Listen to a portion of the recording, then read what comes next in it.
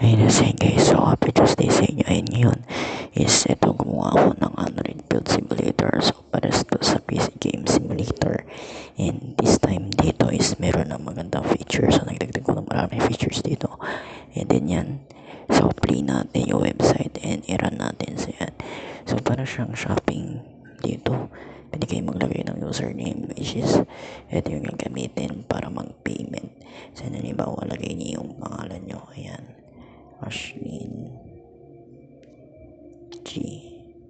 Halimbawa yung pangalan na may kaganak namin ni Raselin. Ayan. Ashlyn G. And then, pili kayo ng type ng motherboard. So, halimbawa is bilhin nyo yung TIC225 na MediaTek 920. And then, Bluetooth generation nyo. Pili nyo yung 5.2. And then, Wi-Fi 7. Camera natin is 100 MP. So yan.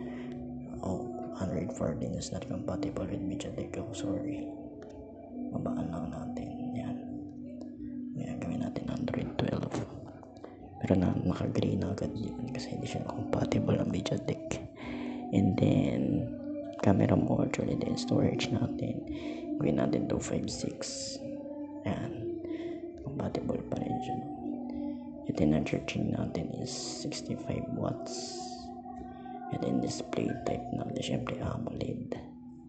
And then phone dimension natin, lagyan natin 9.2 by 8.7 inch. Yan, so yun yung babayaran natin ng total is 14,100. So yung babayaran natin ng 15k. 15k. Yan, meron pa tayong change na 900 pesos. So ito yung nalabas do sa invoice niya. Wala pala tayo sales invoice dito.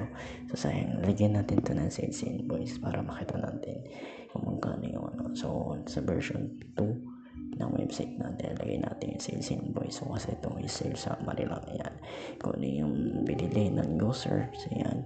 And then with Android version, and then via what type of payment method, and then kung ano yung size. So yun lang naman yung nalabas dito.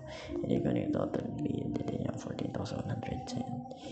Try natin yung nagyan ng sales invoice or yung pinaka resibo. So yan, we'll try guys kung may pa tayo dito sa ilalim ng sales summary.